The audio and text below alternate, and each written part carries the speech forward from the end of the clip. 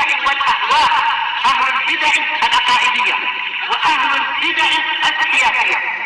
نقول بيننا وبينكم السلف، بيننا وبينكم الكتب، كان فيقول البدع بيننا وبينكم. Bismillahirrahmanirrahim. Alhamdulillah. Wassalatu wassalamu ala Rasulillah wa alihi washabbihi wa sallam. Kita meneruskan bacaan kitab Bulughul Maram ditulis oleh Al-Hafidz Ibnu Hajar Al-Asqalani rahimahullah taala. Masih kita di kitab shalah, kitab yang kedua setelah kitab Thaharah, dan kita masuk bab yang baru. Setelah selesai bab yang ke-9, ini bab tentang salat tatawwu. Terakhir disebutkan tentang sholat duha, keutamaan ya sholat duha, termasuk dari sholat-sholat yang apabila dilakukan ya menaikkan derajat seorang. Demikian juga sebab untuk masuk dalam surga Allah Subhanahu wa taala. Dan yang sahih insyaallah bahwa sholat duha itu adalah sunnah. Walaupun sebagian sahabat sebagian mengatakan malah bid'ah. Ya, sebagian mengatakan tidak disyariatkan kecuali dengan sebab karena habis bepergian dan semisalnya. Tapi yang benar adalah sunnah, ya mustahab. Hadis yang sangat banyak kita sebutkan. Kemudian juga disebutkan di antara faedah sholat duha adalah bisa memenuhi sedekah dari anggota badan kita, persendian kita. Ya sudah lewat riwayat dengan Imam Muslim rahimahullah. Ini keutamaan sholat duha. Kemudian berikutnya bab yang ke-10, bab sholatil jamaah wal imamah. Bab tentang sholat berjamaah dan tentang imam, masalah pengimaman. Tentang masalah sholat berjamaah berselisih para ulama rahimahullah taala. Disebutkan di Tawdihul Ahkam oleh Syekh Abdul Bassam rahimahullah taala, khilaf ulama, khilaf di antara para ulama. Adapun mereka ijma bahwa sholat berjamaah adalah disyariatkan. Ajmal muslimun ala masyuriati sholatil jamaah. Sepakat kaum muslimin disyariatkan sholat berjamaah. Wa ana min afdhali taat, bahwa sungguhnya dia termasuk dari paling afdolnya ketaatan-ketaatan. Wa inna ma afdhal ifal a'immah, hanyalah berselisih iftalafal al-a'immah, berselisih para ulama fi hukmiha, tentang hukumnya wajib atau tidak sholat ya berjamaah. Sholat wajib berjamaah itu wajib atau tidak? Ya demikian. Disebutkan ya, kita sebutkan yang ekstrim, yang paling berat itu mengatakan syarat sah sholat. Jadi kalau tidak sholat berjamaah, sholatnya nggak sah. Ini pendapat ulama yang mulia, Syekhul Islam Ibnu Taimiyah. Ya demikian juga Ibnu Hazm tentu saja. Ya Dzahiriyah. Demikian juga disebutkan Ibnu Aqil. Mereka bersandar dengan hadis yang nanti insya Allah akan lewat, yang akan kita dapati nanti. Yang hadis itu adalah mauquf, berarti dari sahabat Abdullah bin Abbas radhiyallahu anhu. Itu. Ya. Jadi kita jangan suudzon pada para ulama kok bisa mengatakan kalau enggak sholat berjamaah enggak sah sholatnya. Ya mereka bersandar dengan apa? Dengan hadis yang mereka anggap itu adalah sahih. Yang benar adalah mauquf saja. Ya bukan ucapan Nabi sallallahu alaihi wasallam. Ya, ini pendapat yang keras, yang tidak sah. Ya. Yarunaha syarton lisihati sholat, termasuk syarat sah sholat. Jadi kalau tidak berjamaah nggak sah sholatnya. Ini menurut mereka tadi kita sebutkan. Imam Ahmad berpendapat bahwa itu adalah wajib ain. Ya, walaupun tidak di masjid, boleh di rumah berjamaah, itu berjamaah. Ini sebagian pendapat Imam Ahmad rahimahullah. Yang benar wallahu alam adalah apa? Wajib. Sholat berjamaah hukumnya adalah wajib. Walaupun kita harus jujur menyebutkan bahwa jumhur ulama, kebanyakan ulama berpendapat sunnah muakkadah, sunnah ya yang dikuatkan. Ini pendapat jumhur ulama. Itu.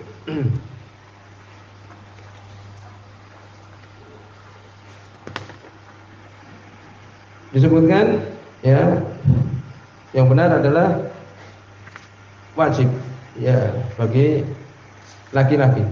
Wajib bagi laki-laki yang dia itu sudah balik, kemudian dalam keadaan tidak udzur. Yaitu. Dan nanti dalilnya yang akan kita sebutkan di antaranya. Kita baca hadis yang pertama, qala rahimahullah taala, an Abdullah bin Umar radhiyallahu anhu, dari sahabat Abdullah bin Umar radhiyallahu anhu. Hadis ini oleh ya Imam Bukhari dan Imam Muslim tentang keutamaan salat berjamaah. Ana Rasulullah sallallahu alaihi wasallam qala, beliau mengatakan salatul jamaati, salat berjamaah. Namanya berjamaah berarti paling sedikit dua orang sudah dikatakan berjamaah, ya itu.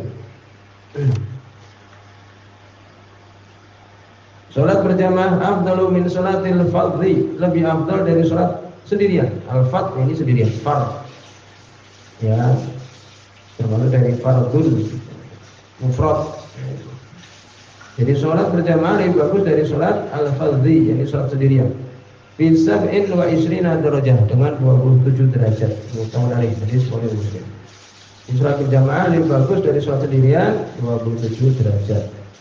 Walahuma, demikian juga disebutkan oleh Imam Bukhari dan Imam Muslim, an Abi Hurairah, dari sahabat Abu Hurairah radhiyallahu anhu, fi khamsin wa isrina juz'an, dengan 25 bagian juz. Jadi sholat berjamaah lebih afdal dari sholat sendirian 25 bagian. Wa kata lil Bukhari, demikian juga disebutkan Imam Bukhari an Abi Sa'id, dari sahabat Abu Sa'id Al-Khudri radhiyallahu anhu, wa qala, dan Nabi mengatakan darajah, itu 25 derajat. Ya, lalu bagaimana ini? Riwayatnya ada yang 27, ada yang 25. Ya, apakah berarti mutarib goncang? Berarti mutarib goncang kan berarti menunjukkan hafalannya kuat, berarti itu bukan seperti itu. Ya, maka digiring oleh para ulama mengumpulkan riwayat ini, bisa ditulis ya. Para ulama mengumpulkan riwayat ini kepada beberapa pendapat. Paham? Bukan dikatakan berarti dhaif karena riwayatnya menjadi bingung, enggak. Ya, dikumpulkan para ulama. Ya, dikumpulkan para ulama riwayat-riwayat yang seakan-akan bertentangan ini, ya, disebutkan wala munafah fa inna mafhum adat ghairu murad. Tidak ada perselisihan karena pemahaman jumlah yang disebutkan tidak yang dimaksudkan di sini. Ya. Riwayat kemudian disebutkan di pertama, ini mereka mengumpulkan yang pertama adalah apa? Riwayat khamis wal isrin dakhilah tahta riwayat sabaq. Jadi riwayat yang lebih kecil dimasukkan pada riwayat lebih besar. Paham?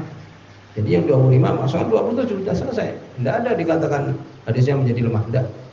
Yang kecil masukkan yang besar, selesai. Yang kedua, sebenarnya mengatakan anau akhbara Nabi sallallahu alaihi wasallam bil aqal adadan awalan tsumma akhbara bil aktsar. Yani Nabi mengabarkan riwayat yang lebih kecil dulu, kemudian meriwayatkan lebih besar. Ini pertama wahyu, ya, ini karena Nabi mengucapkan itu dari wahyu Allah Subhanahu wa taala. Jadi Nabi menyebutkan 25, itu yang pertama. Kemudian berikutnya Nabi menyebutkan 27. Ya itu. Jadi dikumpulkan demikian. Kemudian yang ketiga, bagaimana menjamaknya? Ya, disebutkan bahwa ini riwayat yang dia itu 27, bisa ditulis yang 27. Ya, ini dia lebih khusyuk. Ya, ini yang 27 itu dia lebih khusyuk. Lebih khusyuk, demikian juga disebutkan lebih jauh masjidnya, ya, lebih jauh dari rumahnya.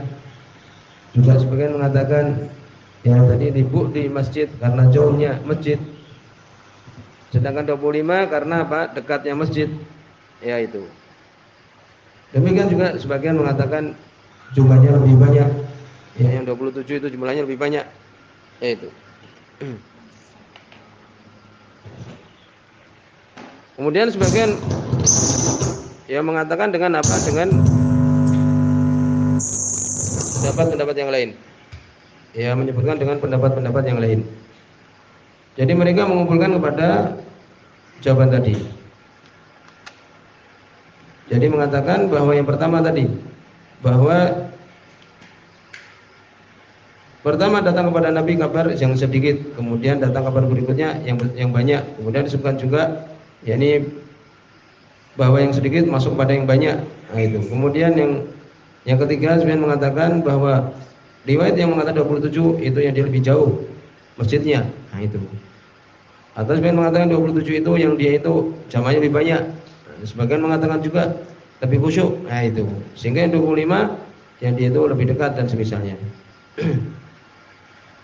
Tapi Imam Sunani belum mengatakan iya aqwal takhminiyah, ini pendapat-pendapat yang kemungkinan dan kemungkinan kan gitu. Laisa 'alaiha nas, tidak ada isu nas. Ya, ini kesimpulannya adalah yang lebih mudah bahwa yang sedikit masuk kepada yang lebih banyak. Berikutnya hadis yang kedua. Qala Rasulullah, Ini di antara dalil tentang wajibnya sholat berjamaah. Adapun yang tadi baru kita selesaikan itu menjadi dalil yang mengatakan tidak wajib. Sehingga Imam As-Sunani beliau menyebutkan ya fihi dalil ala adami wujubiha. Ini dalil tentang tidak wajibnya sholat berjamaah. Karena cuma afdolnya ini dan itu kan itu. Afdol di masjid 27 derajat, di rumah 1, itu aja. Tapi hadis yang kedua ini sebagai dalil yang mengatakan wajib dan sangat jelas sekali. Wa Nabi Hurairah dari sahabat Abu Hurairah radhiyallahu anhu. Ya, Ibnu Hajar wa taala di Fathul Bari beliau membela ya pendapat sunnah muakkadah saja, sunnah saja. Ya, itulah yang diambil oleh para ulama Syafi'iyah. Sehingga kita dapati mereka sholat asar ya setelah selesai kerja, ya pulang mandi dulu, kemudian baru sholat. Kadang sholat jam 5, kadang sekalian ya nanti sekalian sholat maghrib, nunggu sebentar lalu sholat maghrib. Nah itu. Allah Ustaz. Ini zalatul alim, ini ketergelincaran ulama ini kadang berbahaya. Rahmatullahi alaih. Ini Imam Syafi'i rahimahullah. Demikian juga pendukungnya ini Imam ya Ibnu Hajar rahimahullah. Demikian juga Imam Nawawi. Allah. Hadis yang kedua, An-Nabi Hurairah. Wa Nabi Hurairah dari Abu Hurairah radhiyallahu anhu. Hadis Bukhari Muslim. Anna Rasulullah sungguhnya Rasulullah sallallahu alaihi wasallam qala beliau mengatakan waladzi nafsi biyadi, demi yang jiwaku di tangannya. Ini lihat nih di antara bukti bahwa Imam As-Sunani terjatuh pada takwil. Beliau mengatakan di sebelum salam ay fi mulkihi. Ya, yakni di kerajaannya. Wa tahta tasarrufi, dan di bawah pengaturan Allah. Jadi beliau mengartikan demi yang jiwaku di tangannya. Kalau kita kan mudah. Jiwa kita ini, roh kita ini di tangan Allah SWT, di tangan sudah hakikat, di tangan Allah sudah. Tapi Imam Sunani dengan demikian luasnya ilmu beliau, demikian juga Imam Nawawi, Imam Al-Qurtubi, ya Ibnu Atsir, ulama-ulama hebat. Ya, mereka mengatakan di antara yang di sini Imam Sunani mengatakan demi yang jiwaku di kerajaan Allah, yang diatur oleh Allah SWT gitu. Tidak mau mengatakan demi yang jiwaku di tangan Allah, tidak berani, tidak mau. Paham? Inilah kita sering sebutkan di ya Waidul Musla. Inilah tergelincirnya para ulama. Jadi tidak mengatakan demi yang jiwaku di tangannya, demi yang jiwaku di tangan Allah. Tidak mengatakan gitu. Tapi demi yang jiwaku di bawah penguasaan Allah Subhanahu wa taala. Itu. Kalau kita dengan mudah alhamdulillah mengatakan demi yang jiwa kita ini, roh kita di tangan Allah Subhanahu wa taala.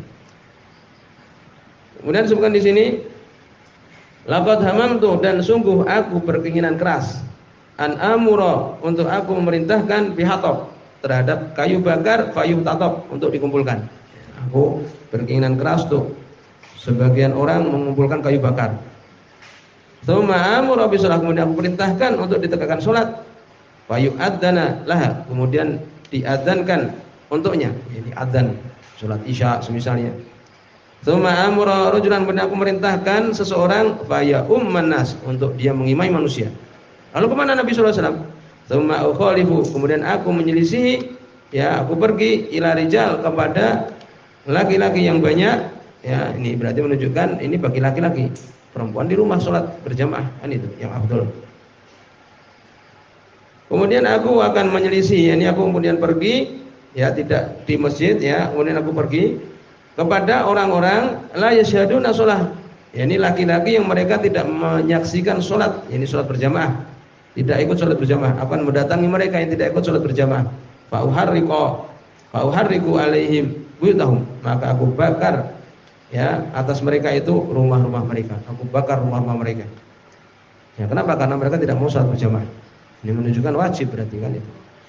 Waladzi nafsi biyadi, demi yang jiwaku di tangannya, lau ya'lamu ahadum, kalaulah mengetahui salah seorang dari mereka, annahu sungguhnya dia yajidu arkon, dia mendapati arkon, disebutkan ya di Taudul Ahkam, inilah maqalil, ya daging yang sedikit yang tersisa di tulang itu. Kalau kita makan kan diambil dagingnya kan, masih tersisa daging sedikit di tulang itu. Ya, yang biasanya itu enak itu dagingnya itu, yang daging sedikit itu. Ya, kalau mereka mendapati sisa daging di tulang, saminan yang gemuk, ya, au mirma mataini, ya mirma taini hasanataini, disebutkan mirma di sini adalah dua tulang ya rusuk. Nah, dua tulang rusuk yang bagus. Nah, Biasanya daging yang dekat tulang itu enak biasanya. Nah, Isya mereka akan mengikuti sholat Isya. Ya. Jadi kalaulah mereka itu mengetahui akan mendapati sisa daging yang ada di tulang, ya, niscaya mereka akan mendatangi sholat Isya. Nah, itu. Betul nih hadis riwayat Muslim, walafdul Bukhari ini lafaznya Bukhari. Ya ini sampai di sini. Ya, subhanallah, la ilaha illa anta astaghfiruka.